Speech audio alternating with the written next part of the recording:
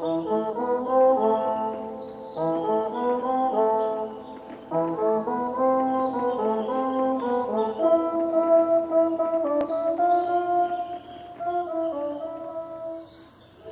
dia, boa tarde, boa noite, galera. Uou! Vamos ver agora o nosso capítulo.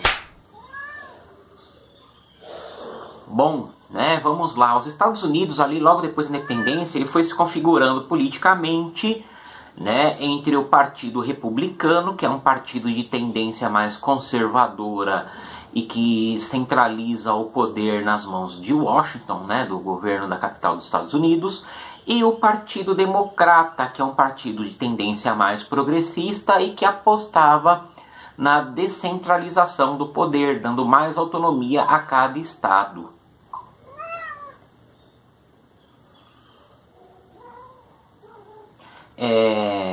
O Washington, né, que foi o general que chefiou a independência dos Estados Unidos, né, ele começou a obra de reconstrução do país que foi abalado pelos anos da guerra contra os ingleses. Essa reconstrução do país e a entrada dos Estados Unidos no mercado internacional de comércio e indústria foi possível graças à captação da mão de obra de milhares de, na verdade milhões de imigrantes europeus, tá? Principalmente ingleses, alemães, escoceses, poloneses, judeus de várias partes da Europa, né? E com isso aumentou a procura por terras férteis. E os Estados Unidos, que era totalmente concentrado ali na costa leste, né, as 13 colônias, foi se expandindo para o oeste, né? Por isso que veio a ideia, né, da marcha para o oeste.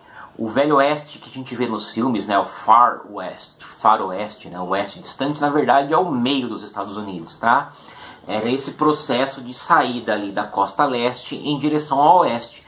Também por causa da ideia do Destino Manifesto. Qual que era essa ideia? Que Deus havia escolhido os americanos, né, dos Estados Unidos, como a nação que iria dominar o mundo, né, como um novo povo de Israel, e que seria o destino manifesto eles ocuparem todo o território da América do Norte. Pois é, né, misturaram aí ações políticas imperialistas com religião cristã.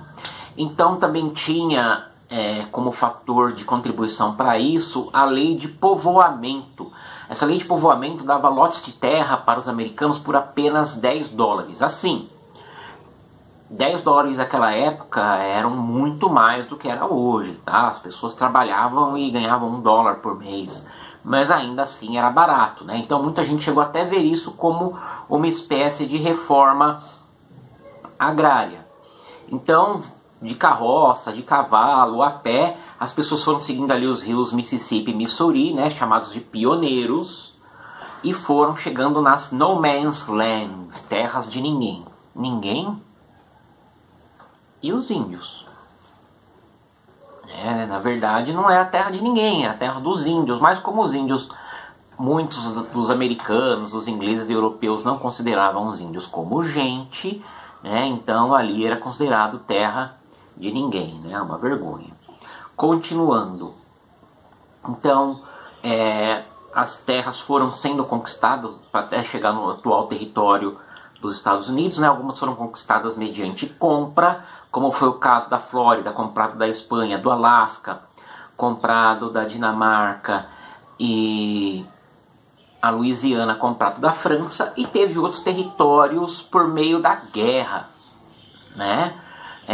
Por exemplo, os Estados Unidos fizeram uma guerra contra o México e mais da metade do território mexicano foi tomado pelos Estados Unidos. Por isso que muita coisa ali do sul e do oeste dos Estados Unidos, extremo oeste agora, tem nomes em espanhol, em castelhano, como por exemplo Los Angeles, São Francisco, Texas, né, que vem de Texas, telhas, né, em espanhol, a própria Flórida, né?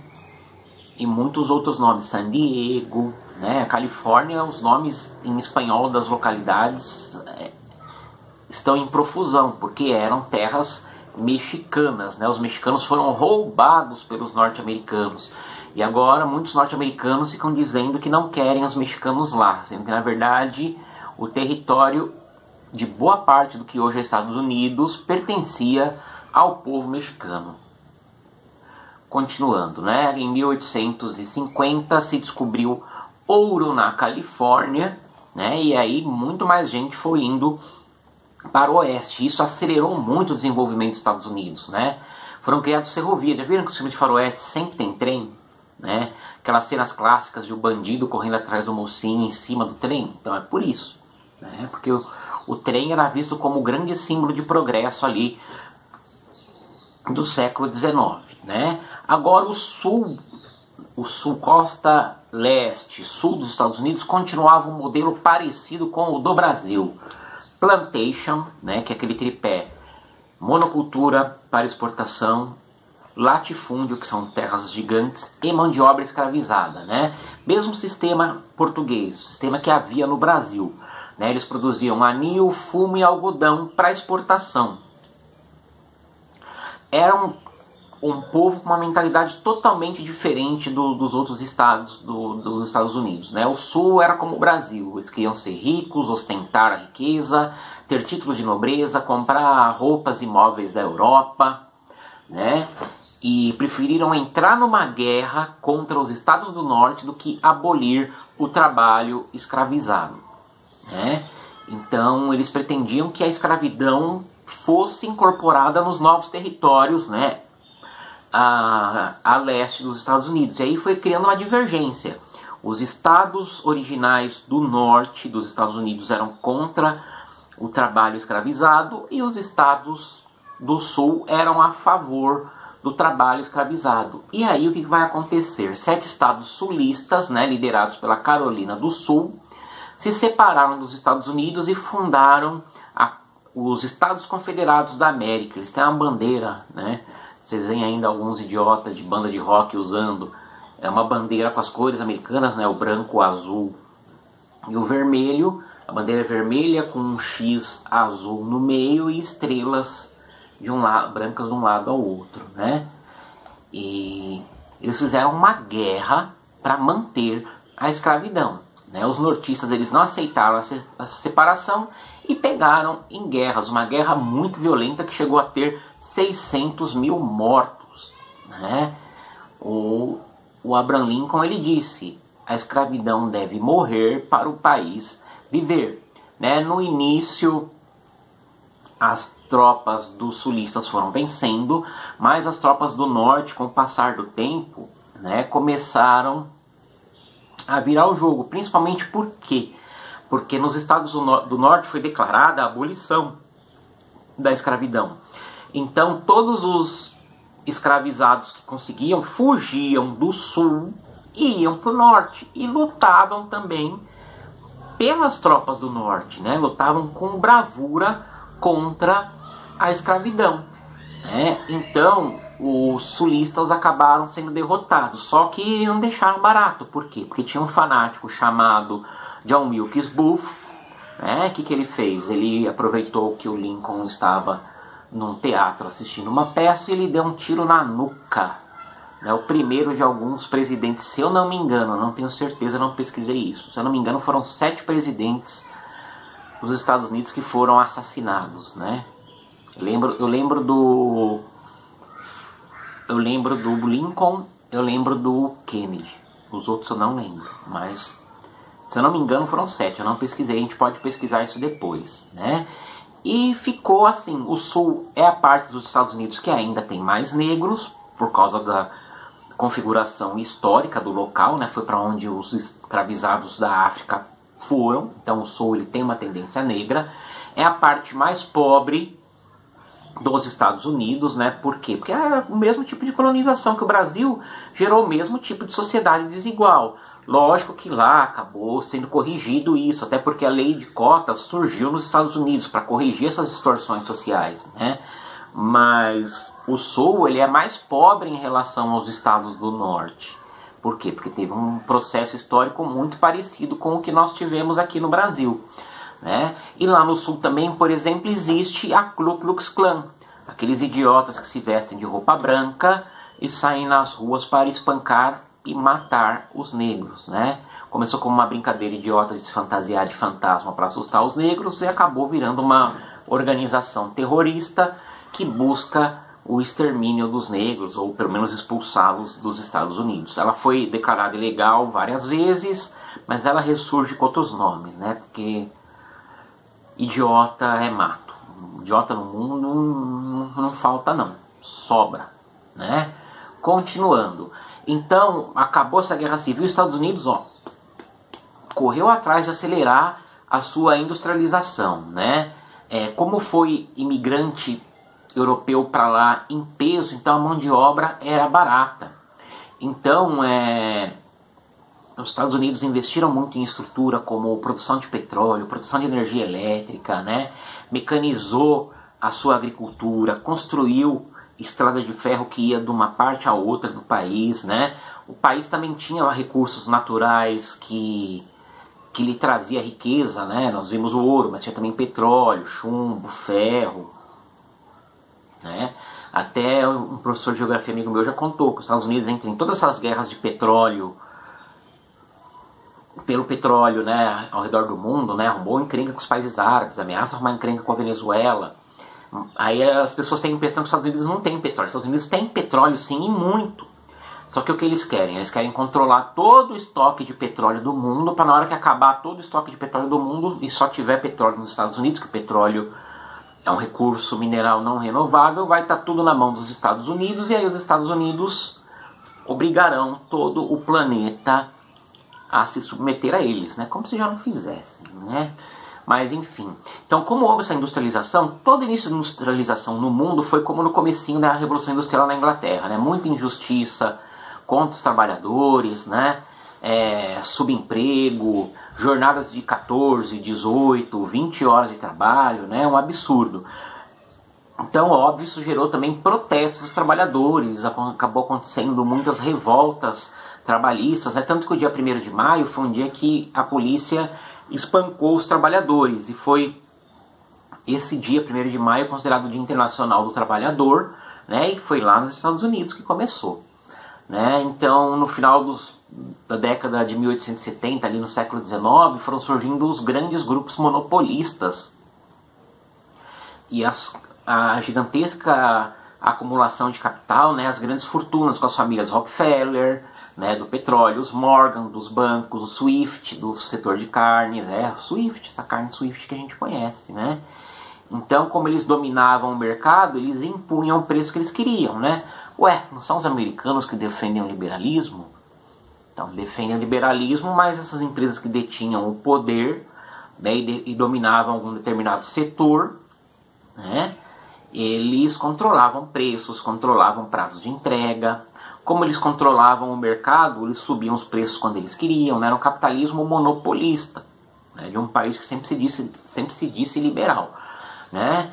E também os grandes capitalistas, eles financiavam, isso é legal nos Estados Unidos até hoje, é declarado, eles financiam campanhas tanto do Partido Democrata quanto do Partido Conservador. Pois é. Bom, intervencionismo. Do final do século XIX, começo do XX, Estados Unidos, né, enquanto país, determinou, nós vamos dominar o mundo. Houve um projeto para isso. Tá? Se há algo que a gente tem que louvar dos caras é que eles tiveram um projeto para chegar onde chegaram. Né? Usaram trabalho sujo para isso? Quem nunca?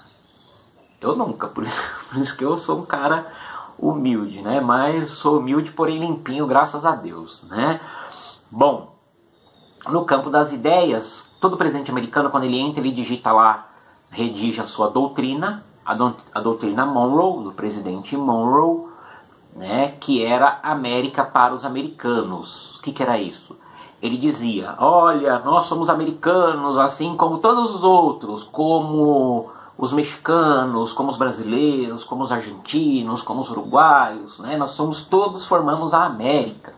Então nós queremos uma América para os americanos. O que ele queria dizer com isso? Que era uma América sem a influência dos europeus, né? Porque afinal, os europeus tinham grande influência aqui porque foram os europeus que colonizaram a América, né? Então ele queria, na verdade, afastar a presença europeia, o domínio europeu, principalmente inglês. Isso não quer dizer que ele queria que toda a América fosse unida. Então tinha gente que satirizava a América para os americanos do norte.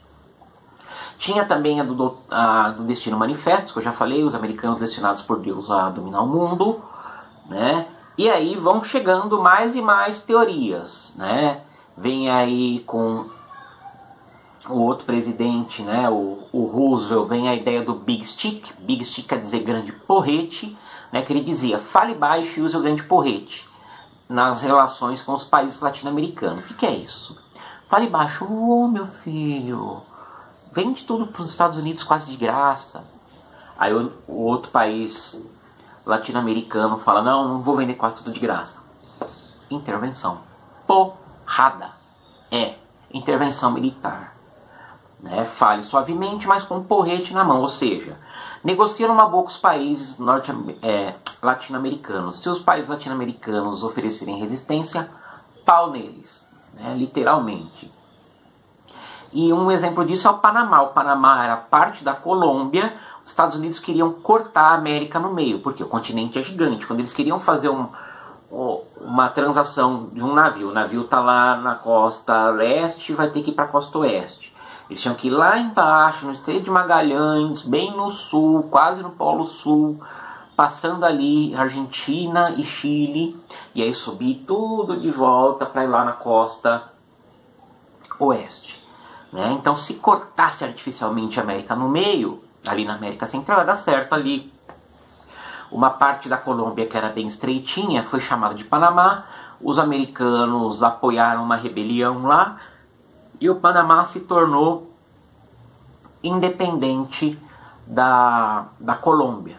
Né? Só que aí, como os Estados Unidos ajudaram, né, em 1903 que surgiu a República do Panamá, né, os Estados Unidos teriam direitos sobre o canal do Panamá, né, por um século. E aí, né, os Estados Unidos ficaram meio que enrolando isso, só que em 1970 o governo do Panamá conseguiu que os Estados Unidos se comprometessem a realmente entregar esse canal de volta para eles um dia, e em dezembro de 99 os Estados Unidos entregaram, né, o controle do canal do Panamá para os panamenhos. Por quê? Porque é interessante não só para os Estados Unidos atravessar por esse canal, né, que cortava a América no meio. É interessante para qualquer país que quisesse. Então, quando ele passava por ali, ele tinha que pagar taxas, né, pedágio. Paga pedágio para passar pelo canal.